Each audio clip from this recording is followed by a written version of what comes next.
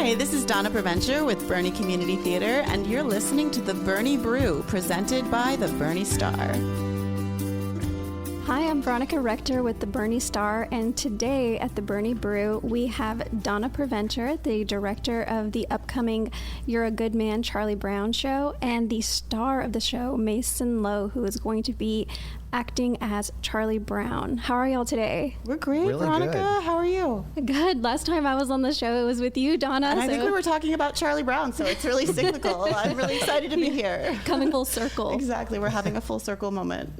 Can y'all talk about the play, how it's important to the community, things like that? So I think You're a Good Man, Charlie Brown is one of those productions that we had talked about doing at BCT for a really long time.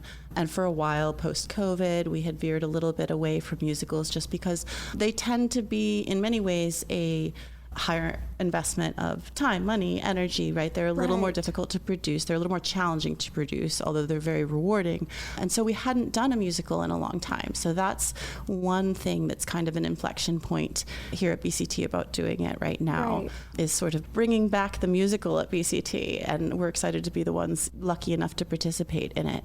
The show itself, something that had really resonated with me, and one of the reasons that early on, I think was like 2 years ago, we were talking about putting it on in board meetings at BCT. And something that drew me to it was that it is so widely beloved, and it has been so universally beloved for such a long time. Yeah. Everyone knows who Charlie Brown is. Everyone knows the Peanuts gang. Everyone has their own sort of nostalgic connection to it. And so not just from a marketing standpoint, right, but from a human standpoint, it's something that for 75 years has meant so much to so many people, right? Charles Schulz passed away 26 years ago, and we are still reading his work. We're still honoring his work. Like, we're still putting on all these spin-offs, right? We're watching the Christmas special every year and watching Linus say, you know, I'll tell you what Christmas is all about, Charlie Brown. Like, great. It's a part of our cultural identity in so many ways. And so being able to participate in something with that kind of universal appeal has been both like really exciting and really humbling, I think. So that's one of the things that it has meant to me so deeply. And Mason, what made you want to try out for this role of Charlie Brown? Well, I guess it sort of pulled me in because, as Donna said, the Peanuts gang is like very beloved, and it's such like a memorable show. And when I found out about auditions, I was still in high school at the time, and I knew I wanted to, like, almost immediately after I graduated, I wanted to just do a show and like audition, put myself out there. And then I found out about Charlie Brown, and I think there was just a part of me that was like, do that. Just do that. The Peanuts gang is also like a favorite in your childhood thing of mine. And I just heard so many like good things about community theater and like working with so many of these amazing people. And You're a Good Man, Charlie Brown just at that moment felt like it was a good introduction to the community theater business, but it was also a way of bringing people together, like people who love Peanuts, people who resonate with so much of the humor and also some of the lightheartedness and all of it. So it just really, I felt like pulled into it. And when he says that we pulled him in, he means we literally pulled him in, because when he auditioned for the role of Linus, and he wasn't interested in playing Charlie Brown. So I actually, after auditions, had to like pull him into a back room and be like, okay, so how would you feel hypothetically about being Charlie Brown? And we had sort of I hope you don't mind my sharing. Yeah, Mason, no, go ahead. Just because he's so new to the scene, I think, and he's the youngest member of the principal cast. Wow. So I think that, I won't speak for you, but I don't know if you were expecting the conversation. And so it was really neat. He was so sweet and self-effacing and so Charlie Brown about it, right? Like, he was like, I don't know if I can do that, right? Like, for me, and I was like, sold. I'm sold. You are Charlie Brown. Like, that was during a time where I was always very doubtful and hesitant. But now I'm starting to realize you gotta go straight into these things. Expect the best. That's something I learned from that. Right. And can y'all talk about what this story is going to take us through? What You're a Good Man, Charlie Brown is going to be covering? So it's framed as kind of a like a year bunch in the of life. It's like a bunch of vignettes, yeah. but it's also, it takes you through like a day in the life of Charlie Brown, Right. but also some of the other Peanuts gang members. So it's like, here's what a typical day in the life of Charlie Brown looks like. Here's like a little Valentine's Day snippet. Here's Sally ranting because she got a C on her coat hanger project and is angry at her teacher.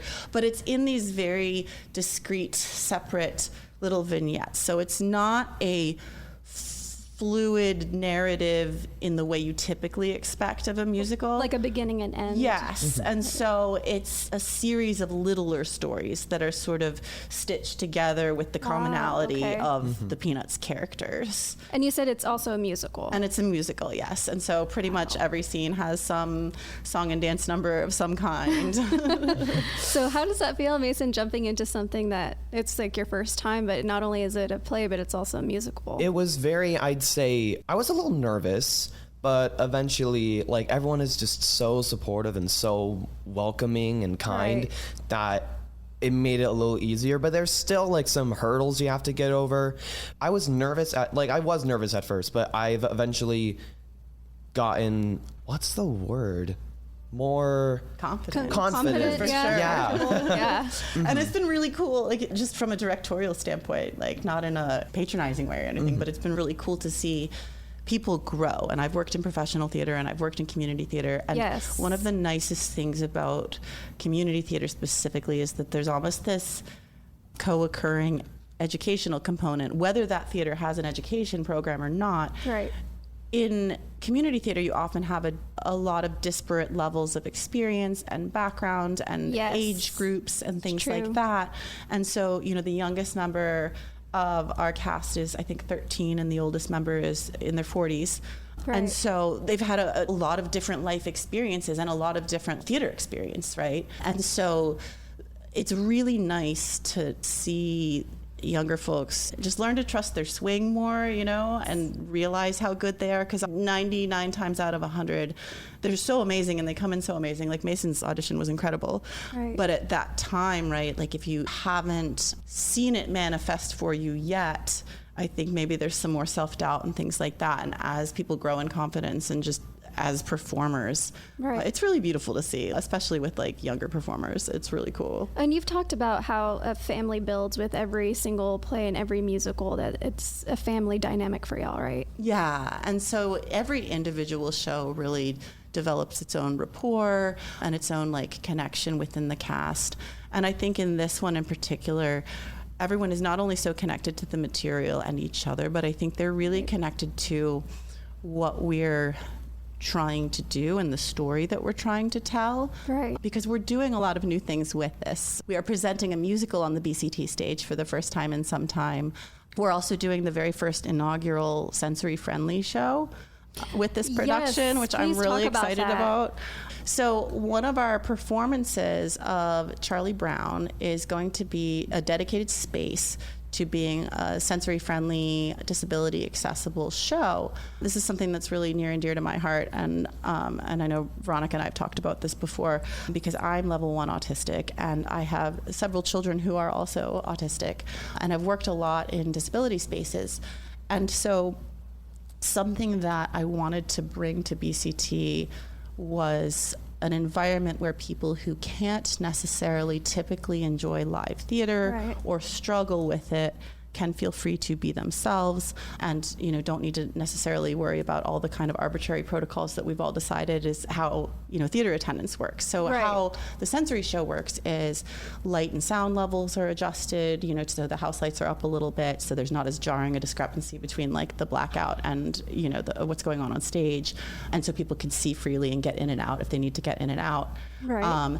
You don't have to be quiet. You can stim. You can move your body. You can like yell compliments at the stage to the actors if you want to, if the spirit moves you. Not like Rocky Horror, but you know, like in a good way. We're providing a space where people can step aside. I'm going to kind of create a sensory corner in the boardroom where if people need to leave or they feel Right. overwhelmed, they can do that. You can come and go freely.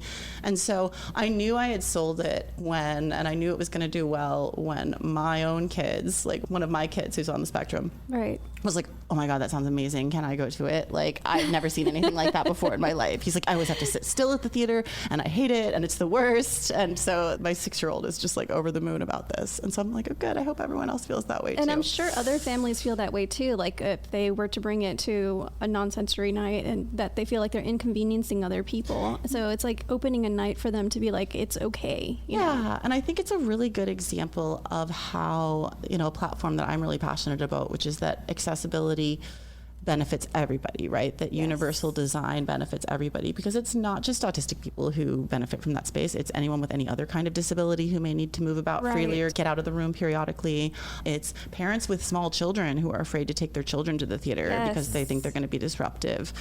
So an environment like that, or at least providing an opportunity for one, I think is so important. So we've never done it before at BCT, and our artistic director, Alan Rudolph, was so on board with it immediately when I brought it up, because I didn't even think we were going to be able to pull it off for this show, because it needed a sponsor. Accessibility includes financial accessibility, so that particular performance is free to the public if you call and reserve tickets, because it's sponsored by the Autism Community Network. So it's really cool. That's so cool. And when I first brought it up to him about like, can we do this in the future? Yeah. He was like, let's do it for Charlie Brown. And I was like, okay. Say less. And so he made it happen with, I think it was like a week later, the Autism Community Network was on board and sponsoring it. And so we're just really grateful to be able to do it. It's August 27th. Yes, I was going to say the dates for the show. Thursday, August 27th at 7:30 p.m. is the sensory show. The show in general runs August 21st to September 6th are the full dates for the show, with a number of different Friday night, Saturday night, Sunday matinee options. Right. But yes, the special sensory show is Thursday, August 27th at 7:30 p.m.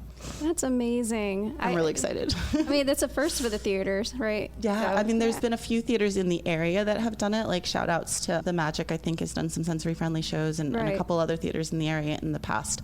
But it's the first time BCT has done it, so we're really excited about it. That's amazing. So as far as anything else going on this year, like shows slotted for this year as well?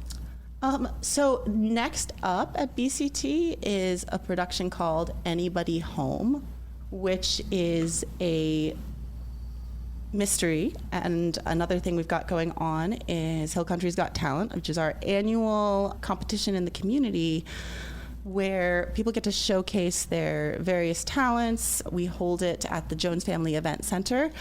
And this year it's going to be September 19th, 2026. So it's coming up soon. Yeah, it's coming up really, really soon. It was in October last year, so mark your calendars. And this year's theme is Stars, Stripes, and Spotlights, so people can break out patriotic flair and shine up their boots and get ready for a star-spangled night of talent and celebration and fundraising, and just watch different people compete. It's the 10th annual one, so it's exciting. So how else can people show support for the Boerne Community Theater? Is there any way to donate or volunteer? You can definitely donate at our website, boernetheater.org, or you can show up if you want to donate. I'm sure someone will be very happy to take your donation. So monetary concerns are always important, but something that I think people don't realize sometimes is that theaters sort of rise and fall on the strength and commitment of their volunteer pool. Yes. And I think a lot of people, particularly when it comes to theater at a nonprofit community theater level, think to themselves, I'm not an actor, I'm not a performer, so there's no role for me here. There's no reason I would want to get involved in this particular community or organization. But the reality is there's so much else going on. People can sign up to do concessions or box office and get free tickets to come see shows. We're always in need of people to work on sets and costumes and things like that. If people have a passion for sewing or building things or painting, it takes so many talents beyond just performing. It takes management talents, it takes boots on the ground design talents with technical components. But there's literally nobody who couldn't do something and we wouldn't be excited to have, right? Like we'll find a job for you. And and it's just a great opportunity to meet new people. Like I've always said, I used to be married into the military and I moved a lot, and people were always like, how do you make so many friend groups so quickly and that sort of thing. And I think as an adult, such a beneficial community builder too, right? For people who feel like they are lacking that, like Charlie Brown maybe, or, want more of a community in their lives, or to build more meaningful friendships while creating great art. Like it's just a great opportunity across the board to meet some really cool people and to put on a work of art that is really fun and entertaining and people will appreciate. So it's very fulfilling. So are you planning on directing anything else this year? I'm not on the directorial slate for the rest of the season just because I'm taking a little bit of a break, but I'm hopefully I will be next year. I don't know what yet, but I'm hoping to be back, and I'm really hoping we get to do more musicals here at BCT. I think that it's going to be really interesting to see audience response, right? Not having seen something like this on the Boerne stage in so long. And I hear ticket sales are going really well. I think people are really getting excited about it. And it'll be, I think, a real indicator of, is this something our community wants and needs more of? And so far, the answer seems to be a resounding yes. So I'm really hoping we get to bring more musicals to the stage, too. And as far as choreography, are you over that as well? I am not. Shout out to, God bless her, my choreographer, Bri Dumond. She goes by Bri Dumond-Littleton. And she is actually based out of Buda. She mostly works in professional Austin theater. So we're really punching above our weight with our choreographer. So we've had some road trips driving back and forth together, and it's been an adventure. But I think Mason can maybe speak to the choreography itself and working with Bri as a choreographer, but she's wonderful.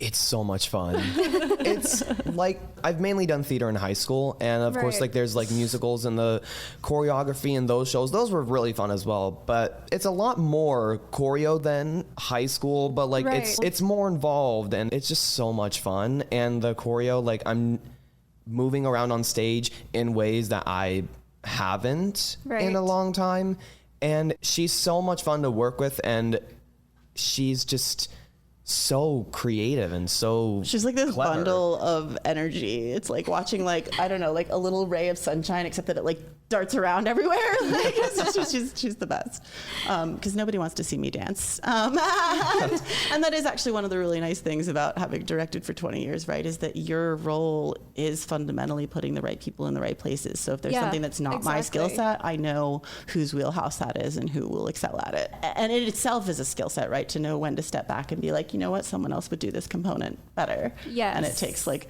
a balancing act in your directing career to figure that out. Like, this is what I am personally proficient at. Right. And what I need to be most proficient at is placing people where they need to go, right? I couldn't play Charlie Brown, and certainly not as well as Mason could. Like, I'm sure I could step on and try, but it would not be anywhere near as wonderful. Well, you've had great success with musicals. I mean, Legally Blonde was one of your biggest ones, right? Yeah, Legally Blonde at the Wimberley Players, we had gotten 3 Broadway Austin Awards for, and then I directed last summer with some crossovers, some folks who have come over into this production of Your Good Man, Charlie Brown. But last summer I directed The Wedding Singer in New Braunfels at Circle Arts. And Bri actually won the Broadway World San Antonio Award for Best Dance Production on that one. So she came over to this production, and our Schroeder, Dwayne Shaw, was also in The Wedding Singer. So. Oh, wow. That's awesome. So it's really nice. It's always one of the perks of community theaters. You get to see the same folks turn up and new faces. And so theater people never really say goodbye, right? Like, there will be some project, you won't see someone for like 3 years and be like, oh my God, hey, what have you been doing? And finally get an opportunity to work with them again. So it's really cool. It's very fulfilling. Well, I know with this show, we're going to do something special. In conjunction with the Boerne Radio and Boerne Community Theater, the Boerne Star is going to be giving away 3 free pairs of tickets to You're a Good Man, Charlie Brown, that can be used on August 28th, 29th, or the September 4th and 5th shows. So what we're going to do is 3 lucky callers will each receive 2 tickets to the show.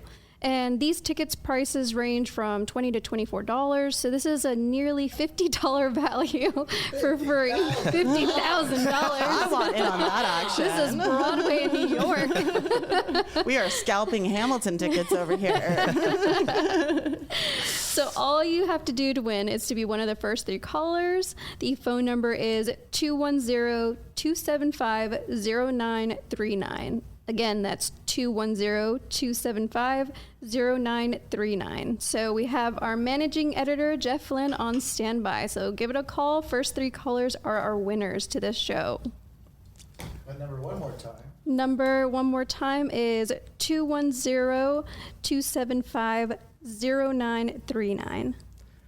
So apart from our lucky winners, how can people get tickets to this show? Well, you can send carrier pigeons, ask by semaphore. No, we have multiple avenues for you to purchase tickets. You can get them online at www.boernetheater.org, or you can call our box office at 830-249-9166.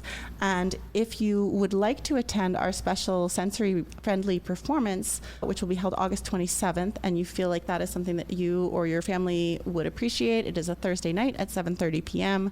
It is absolutely free as it's sponsored by the Autism Community Network, but if you want to attend, you just need to reserve tickets. So you can call the box office directly at 830-249-9166.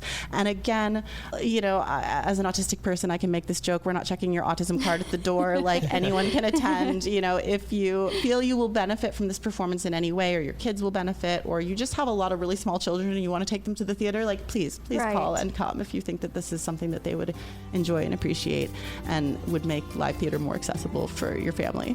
That's awesome. Well, thank you, Donna and Mason, for being on the show today, and I can't wait to see you guys on stage. Well, Donna from the sidelines. I'll wait from the sidelines. Thank you so much for having us, Veronica. Thank you. Thank y'all. Thanks for listening. This is Veronica Rector with the Bernie Brew, sponsored by the Bernie Star. Don't forget to pick up your copy of the Bernie Star. It's probably on stands right now. And those of you who are digital subscribers, it's probably in your inbox. And if you missed any part of this conversation or want to see the full podcast or other podcasts that we've done, go to berniestar.com. Have a great weekend.